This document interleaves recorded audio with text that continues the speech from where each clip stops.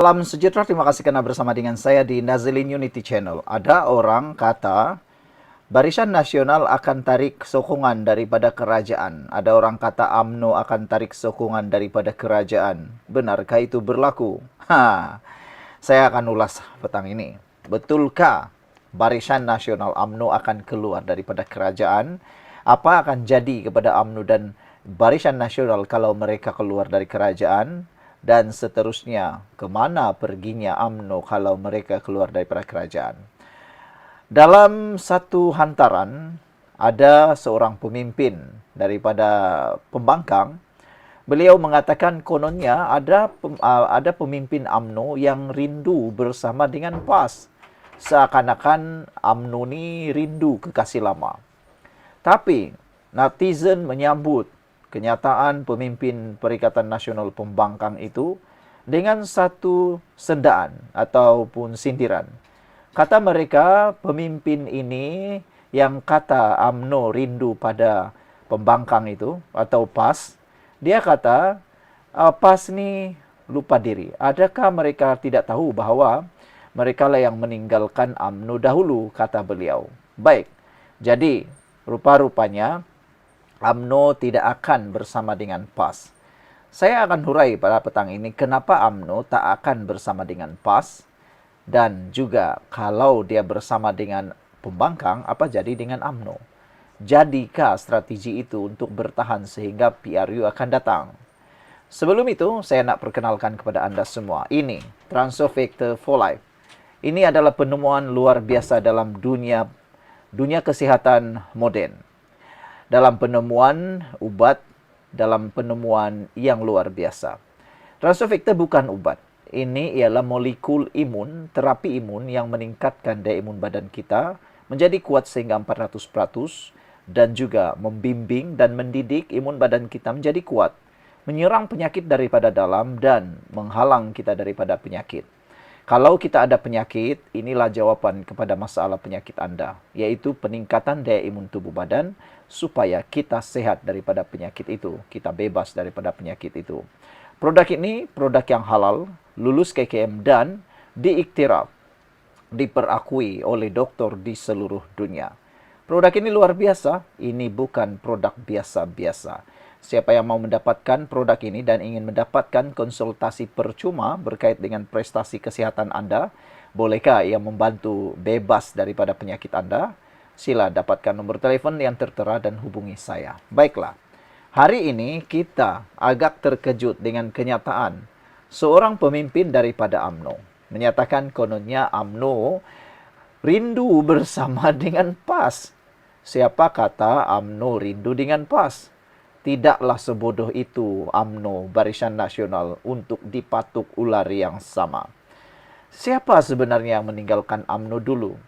PAS ni dia lebih kurang kekasih yang belot.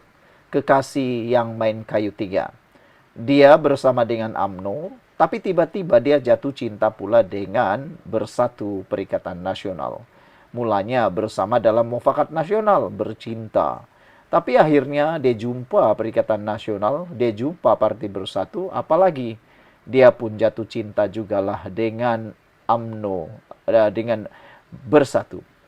Akhirnya apa jadi? Dia tinggalkan Parti UMNO, tolong-lai begitu saja.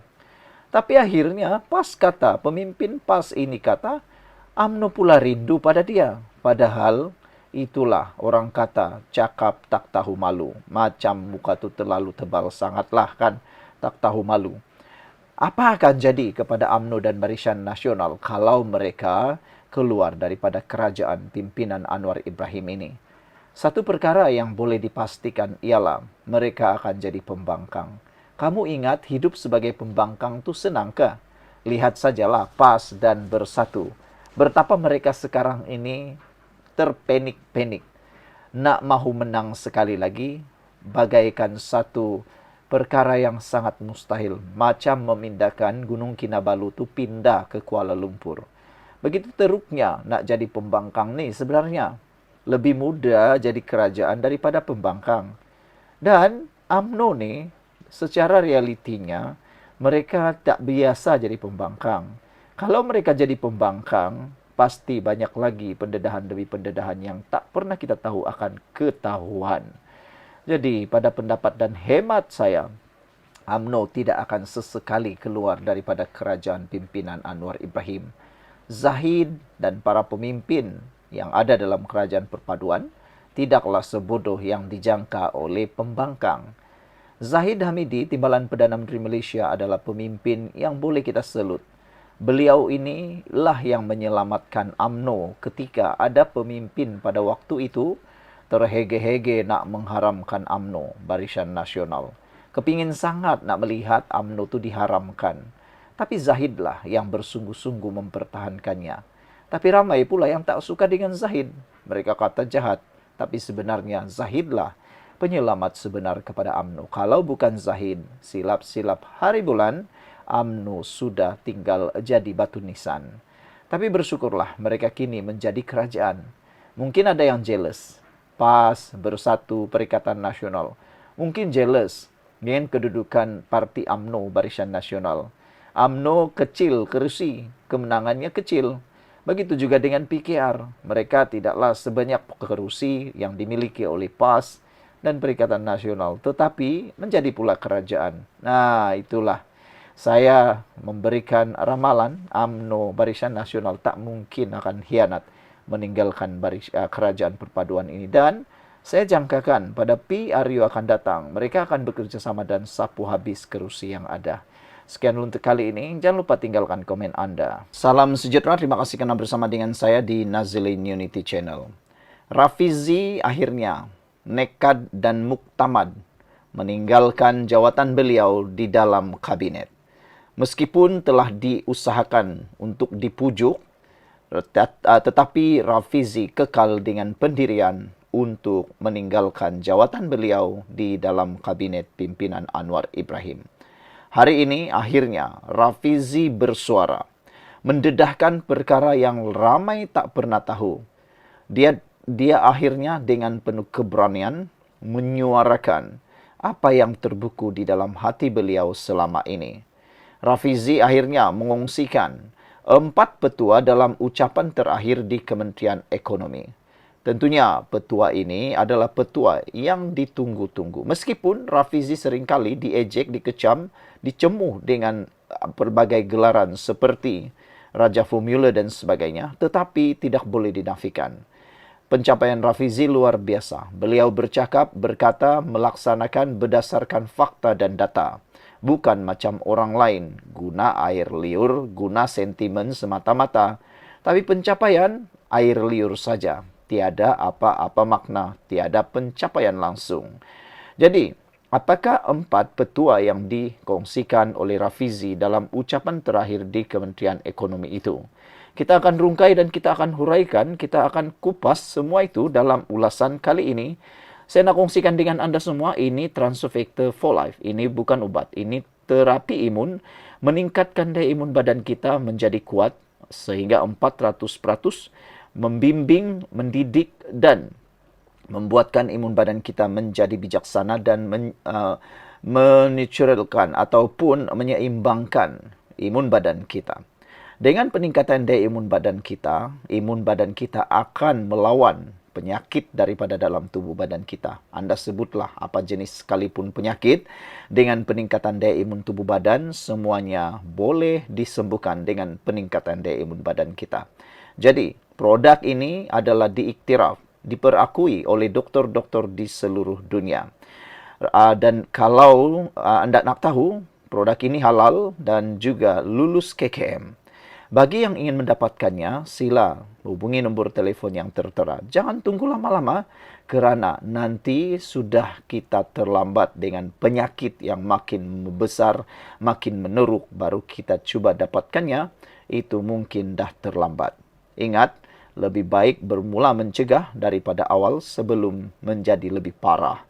Baiklah, saudara-saudara sekalian, dalam ucapan terakhir Rafizi kepada para pegawai Kementerian Ekonomi, Rafizi menyampaikan rangkaian kata-kata semangat mengenai usaha untuk mengubah dunia, keteguhan menghadapi kritikan dan tekad terhadap suara hati sendiri. Menerusi satu petikan yang dikongsikan di media sosial, Ahli Parlimen Pandan itu berkata banyak isi ucapannya berkisar pada 4 petua dalam menjalankan tugas. Petua pertama berkisar kepada kata-kata ahli antropologi budaya dan penulis Amerika Syarikat, Margaret Mead, yang percaya bahawa sekumpulan kecil warga yang berfikir dan komited boleh mengubah dunia. Perubahan tidak pernah digerakkan oleh satu kumpulan yang besar. Perubahan berlaku kerana keyakinan satu kumpulan kecil yang ada kesedaran, kata Rafizi. Bagi mendepani pihak yang mengkritik pula, Rafizi mengambil kata-kata bekas Presiden Amerika Syarikat Theodore Roosevelt yang mengingatkan bahawa apa yang penting bukanlah pengkritik tetapi mereka yang berada di gelanggang. Apabila kita ingin melakukan sesuatu perubahan, lebih ramai yang mencemuh dan menghina. Lebih ramai yang rasa mereka pakar segalanya. Kalau kita cadang formula, mereka mengejek. Tetapi lebih baik menjadi orang yang bergelut di dalam gelanggang dan cuba membawa perubahan daripada tukang sorak di luar.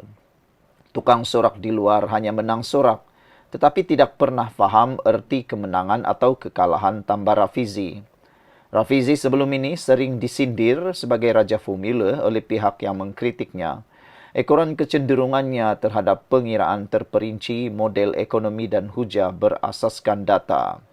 Menyentuh soal perubahan, bekas timbalan Presiden PKR itu turut mengulang kata-kata hikmat yang sering disebut kegilaan ialah melakukan perkara yang sama berulang kali, tetapi mengharapkan hasil yang berbeza. Apabila kita ingin membawa perubahan, bila ada peluang melakukan perubahan, janganlah kita mengulangi apa yang telah dibuat sebelum ini yang menjadi punca kepada masalah yang memerlukan perubahan. Itu adalah satu kegilaan, katanya. Akhir sekali, Rafizi menekankan kekuatan prinsip dan suara hati dengan memetik kata-kata ahli fizik Jerman Max Planck yang menyifatkan kedua-duanya sebagai mahkamah tertinggi pentas pengadilan muktamad yang perlu dijawab oleh setiap individu.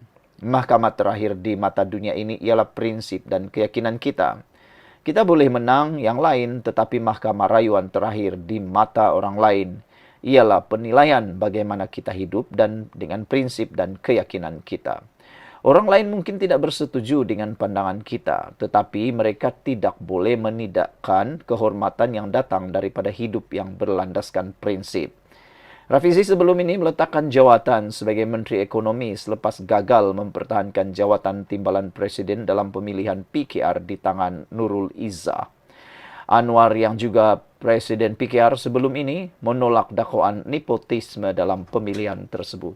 Sekian dulu untuk kali ini. Jangan lupa tinggalkan komen Anda. Bye-bye. Salam sejahtera. Terima kasih karena bersama dengan saya di Nazilin Unity Channel. Akhirnya Anwar Ibrahim menang besar. Kalau selama ini ramai orang yang menganggap Anwar Ibrahim sebagai gagal, sebenarnya itu adalah penipuan belaka. Sebenarnya itu satu fitnah yang luar biasa. Hari ini kita digemparkan dengan berita Malaysia naik 11 anak tangga WCR 2025. Ini satu berita yang memang sangat luar biasa. Ini bukti reformasi kerajaan Madani berhasil. Saudara, apapun orang kata, sebenarnya kerajaan yang ada sekarang ini adalah kerajaan yang mencapai KPI. Pencapaian membanggakan Malaysia dalam laporan penerapan daya saing dunia WCR 2025 memberi petunjuk jelas bahawa usaha reformasi kerajaan Madani sedang membuahkan hasil. Perdana Menteri Datuk Seri Anwar Ibrahim berkata, Malaysia mampu melonjak lebih jauh dengan tekad politik, iltizam seluruh jentera kerajaan serta kerjasama erat sektor swasta. Menurut beliau, prestasi memberangsangkan dalam perdagangan kecekapan pentadbiran dan persekitaran pelaburan menjadi asas kukuh kepada kemajuan ekonomi yang inklusif dan mampan. Alhamdulillah, Malaysia mencatat lonjakan membanggakan dalam WCR 2025 apabila naik 11 anak tangga ke kedudukan 23 daripada 69 ekonomi berbanding tempat ke-34 tahun lalu, kata Anwar Ibrahim. Sebelum kita teruskan ulasan kali ini, saya nak perkenalkan kepada anda, ini Transfer Factor for Life. Ini ialah terapi imun terbaik yang ada di dunia. Transfer for Life mendidik dan meningkatkan daya imun badan kita menjadi kuat, meningkat sehingga 400%. Secara umumnya dan ringkasnya, kita kena penyakit karena daya imun tubuh badan kita yang lemah. Kita kena penyakit karena imun badan kita yang jadi bodoh. Tetapi dengan peningkatan daya imun badan dan dengan menjadi bijaksananya imun badan kita, penyakit tidak akan melekat dalam badan kita, bahkan sembuh daripada dalam kerana imun badan kita yang melawan daripada dalam. Bagi mereka yang faham tentang konsep imun, pasti Anda tidak akan tunggu lama-lama. Anda pasti akan mendapatkan produk Transfer for Life ini. Jangan tunggu lama-lama. Dan untuk makluman, produk ini diperakui oleh semua doktor di seluruh dunia. Produk ini lulus KKM. Produk ini adalah produk yang halal. Produk ini tersenarai dalam PDR yang menjadi rujukan doktor di seluruh dunia. Sila dapatkannya melalui nombor telepon yang tertera. Baiklah saudara-saudara sekalian. Ini adalah pencapaian terbaik sejak 5 tahun dan merupakan petunjuk jelas bahawa usaha reformasi kerajaan Madani sedang membuahkan hasil, kata Anwar. Pencapaian ini milik semua rakyat Malaysia. Ia antara asas penting dalam perjalanan kita untuk meletakkan negara dalam kelompok ekonomi paling berdaya saing menjelang 2033 demi masa depan lebih cerah buat anak-anak kita.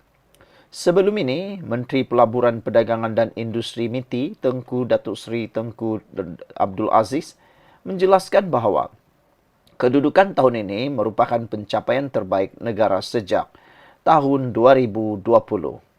Tambah beliau, ia mencerminkan momentum pengukuhan ekonomi Malaysia serta usaha pembaharuan berterusan yang mengukuhkan hala 7 negara untuk berada dalam kelompok 12 ekonomi paling berdaya saing menjelang tahun 2033. Ujar beliau lagi, pendekatan kerajaan Madani berteraskan prinsip whole of government, membuktikan kesungguhan dalam memacu penambahbaikan dan pembaharuan struktur secara menyeluruh. Tahun lalu, media melaporkan Malaysia berada di kedudukan ke-34 daripada 67 negara WCR dan keempat dalam kalangan negara ASEAN selepas Singapura, Thailand dan Indonesia.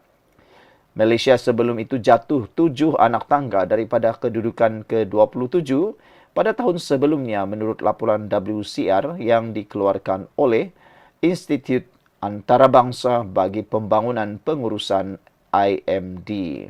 Kita ucapkan tahniah kepada Kerajaan Perpaduan Pimpinan Anwar Ibrahim atas kehebatan pencapaian ini. Jumpa lagi.